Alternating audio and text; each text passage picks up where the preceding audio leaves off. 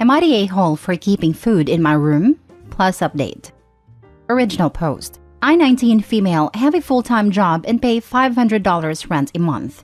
I still live with my father, my stepmom, stepsister, and unfortunately my stepbrother, 22 male. My stepbrother doesn't have a job, doesn't plan to get one, just sits at home all day on his butt eating up all of our food and playing video games.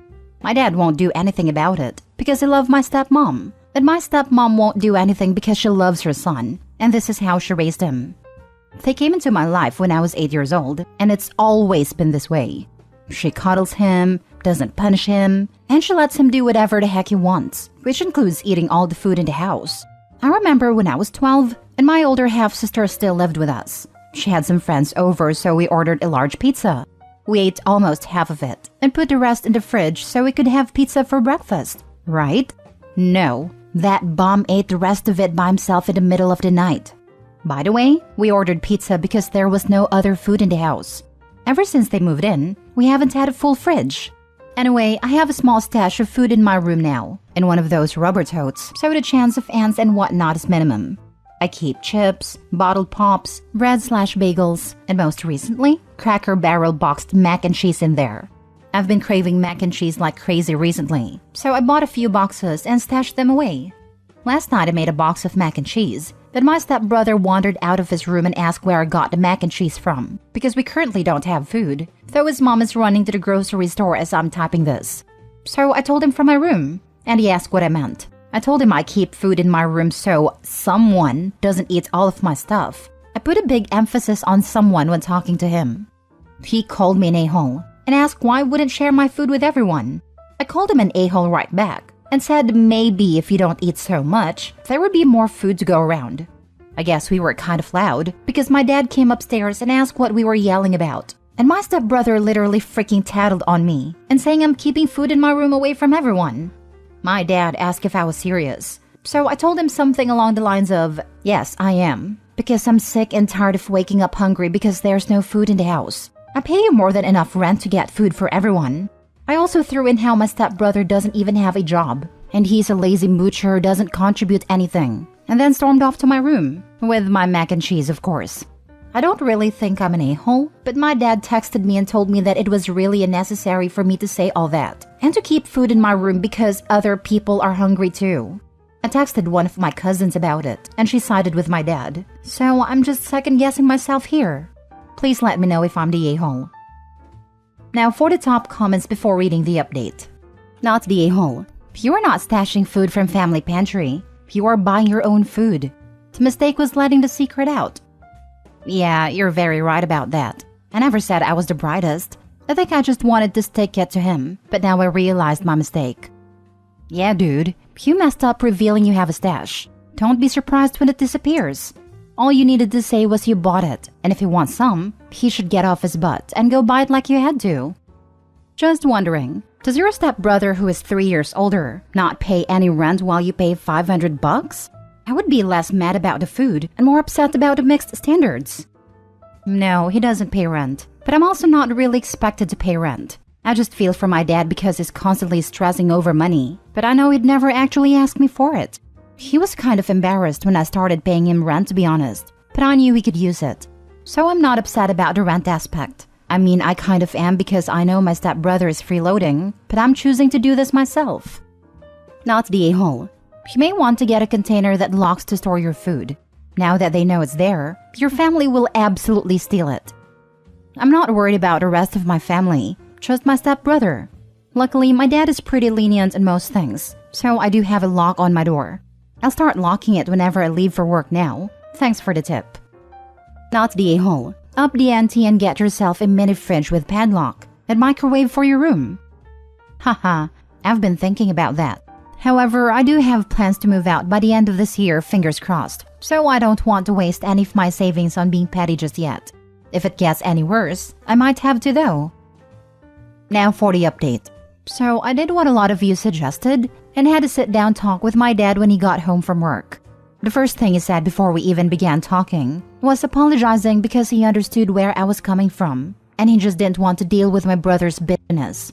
I said that is fine, and then asked where he was spending all of my money because the mortgage is paid off and all we have are utilities and car payments and lots of car repairs because both cars are hunks of junk. This took him by surprise and asked what I meant. I told him that I pay him more than enough to have some money left over to buy food for the house, especially with my stepsister giving him rent too. He just said stuff for the house. So, I went with someone suggested and told him that from now on, I'll be buying the groceries and giving him whatever's left over from the $500 a month for rent. He told me I don't need to do that it wasn't necessary, yada yada, which kind of irked me, but whatever. I then asked if he was going to do anything about a food problem in the house, and this apparently finally broke him. And he told me that he's been keeping all the money I give him for the rent in a separate savings account for when I move out. I was honestly speechless. I gave him the money because he's always tight on it and stressing over it, and this man has been saving it for me. I immediately apologized for being kind of a brat about the situation. I had an attitude because I was sick of everything, and told him to please use whatever he needs so we don't have to deal with it anymore. It took some convincing, but he said he's still only going to use what's absolutely necessary, but said that I can buy groceries once a month and put the rest of the $500 in my savings. So thank you everyone for the advice. Some people have also suggested I talk to my stepbrother and try to motivate him or even try to figure out what's wrong with him. Not the best way to put it, but I don't know how else. And I will do that eventually. But now isn't really the time. For now, everything seems to be good, so thank you again. Anyone else wondering how long it'll take before stepbrother breaks into her room to steal her food now that he knows is there? That was my initial reaction as well. She needs to lock that food stash up tighter than Fort Knox. Agreed. I'm very surprised the update didn't start with, stepbrother broke into my room and ate all the food I had. Anyone else wondering how long it'll be before she figures out dad has no savings account for her? Am I the only cynical one here? Nah, I'll go with something like the stepmother draining it to pay for stuff for the stepbrother because they're family and OP should share. I honestly can't see him saving the money if they are struggling to buy food. The money is going somewhere, but I do not believe there is a secret stash of money in savings for her. Sounds like maybe stepmom taught her precious baby the ropes and getting by with no contribution. Dad and OP would be wise to have a family meeting and ask that between the two of them, they at least contribute enough monthly to buy 2 weeks of food. Dad isn't going to do anything. He went after his daughter instead of his stepson when he knew his daughter was in the right, just because it's more difficult. Standing up to his wife is even more difficult than that. I doubt he's suddenly going to grow a spine. Next story. Am I the a-hole for choosing my trip over babysitting my niece? Plus update. I, 27 female, have been planning a long trip abroad for some time now. I work remote, so it's easy to pick up and go, and this is my first time doing it. I was laid off recently, but since I have a lot of money saved and the trip has already been paid for, I've decided to go for a sabbatical. For months, I have had to convince my parents, grandparents, and siblings that I am going to safe places, that I have enough money, and that they don't need to worry. I finally had them in a good spot, and I'll leave in about 2 weeks. Recently, though, things have changed. I normally end up taking care of my niece, 2 female, for my sister, 32 female, at least once a week. My sister goes to work 3 days a week and works 2 days from home. And her husband, 39 male, works from home, but has to stay near his computer at all times since he works in customer service. On the weekends, they enjoy going out to things like hockey games, dinner, etc. I normally take care of my niece during those times. It tends to work out because they will go out on Sunday, so I will have my Friday and Saturday nights. But with this trip, of course I will not be able to babysit. My sister was joking about this one day, and recently my parents have been asking a lot about my trip. And what about my niece? I was confused and asked them to elaborate. Apparently, 2 years old is an important time in a child's life, and they said that she wouldn't remember me when I got home. They want me to shorten my non-refundable trip and come home earlier so I don't miss out on any milestones. I told them that I couldn't and that it was final, and now they have been amping up the guilt. They have also gotten my grandparents involved. The only support I have is my brother, 30 male, who also never sees my niece except for special occasions. They are also bringing up my recent layoff and my financial state. I don't want to brag, but for a 27-year-old, I have a high enough savings that I could live for a year and never work. I've been laid off a lot, so savings was a priority. I could still travel and do everything I want. I have no loans, no current apartment now, and have all the big things paid for. But despite my knowing I am fine, they are starting to scare me and guilt-trip me to staying. Tonight it all blew over. My sister called me an a-hole in front of my family since I won't be able to babysit. What is she supposed to do on the weekends? I yelled at her and told her to finally hire a babysitter. My parents are on her side and told me that you should help out more. I yelled at all of them that it was not my responsibility to parent the child if they could live for a few weeks without their free babysitter, and then left. My brother texted me later that they're still angry and disagreed with my choice to continue my trip. Am I the a-hole for choosing my trip over my niece? Edit. A lot of people have asked. I will be gone for just under 4 months. I will be traveling around Europe with a short trip to visit a friend in South Korea and coming home. I suppose that would be more than just a few weeks. Lol. But not the point. Now for the top comments before reading the update. Not the a-hole. You didn't birth the child. You simply extended your helping hand toward your sister, who has absolutely taken advantage of the goodwill of you babysitting. Go low contact and get on the plane. I'm sure there's a few milestones you'll miss, but if your family wants you to see those milestones, maybe they should take pictures. FaceTime you? Don't feel guilty and don't stay. Otherwise, you'll regret not taking your trip. And your sister should be looking after her own kid on the weekend, or maybe your parents should be if anyone is so concerned with babysitting. Enjoy your trip. If not low contact, cut down on the babysitting, like once in a couple of months if you feel generous. And there's no need at all for family permission to go away on holiday either. No more free babysitting. This is how it started. Occasional babysitting turned into a regular Sunday thing. Now they want you to put your life on hold so you can watch the child they created. When my son was 2, I took him to another country with my mother. My husband was gonna join us 2 weeks later as he was short on vacation time. Guess what? Kid remembered his dad. He even knew his paternal grandparents and maternal great-aunt, whom he never met before and only saw on FaceTime once a week. So, kid will remember you. Oh, and don't be talked into any family holiday either. You know your sister is going to dump her kid in your lap. Tell your sister to suck it up. And tell your parents to help out more. Enjoy your trip. Now for the update. Hey everyone! First off, I want to thank everyone that commented on my last post. It blew up, so I wanted to update really quickly. I wanted to answer a few questions. 1. Yes, I have a year's worth of savings. This means that I can pay for rent and other expenses for up to 1 year without a job. 2. I do plan on continuing to look for a new position and take interviews when I can. I hope that I can get a new one because in my state, I am unable to get a new apartment without proof of income at my age. 3. I only moved back in with my parents temporarily. It's been a month. I wanted to save money and not have an apartment. They're also storing all of my stuff. They are normally okay parents, but they play favorites.